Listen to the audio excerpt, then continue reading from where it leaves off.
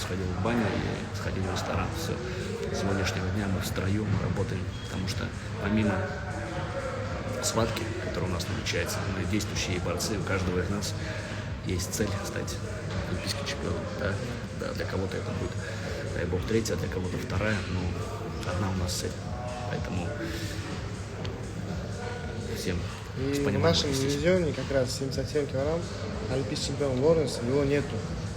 На сегодняшний день как бы в нашей весовой категории нету короля. Им, естественно, буду я. Конечно же, сомневаюсь с этим, сомневаюсь. Подожди, последний чемпионат мира выиграл я, ты стал кстати, вторым. Да, да. поэтому вы сделаете сами выводы. Мы выясним. Забыл. Да, в ближайшие 3-4 месяца, кстати, крайне такое сообщение важное. Буквально через неделю-две Киргизия будет, да, и у нас человек уже чемпионат поедет. республики, да. Да, республики, и поехал насчет точных дат, когда будет схватка.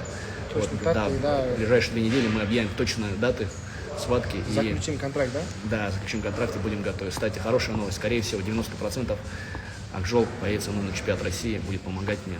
Это для меня тоже большая поддержка. Акжол, я уверен, понравится уровнем проведения у нас соревнований. У нас всегда проходит ярко, красиво, много зрителей. И Акжол будет смотреть подрастающее поколение, смотреть конкурентов, потому что, скорее всего, для меня это крайний цикл, а ему еще бороться.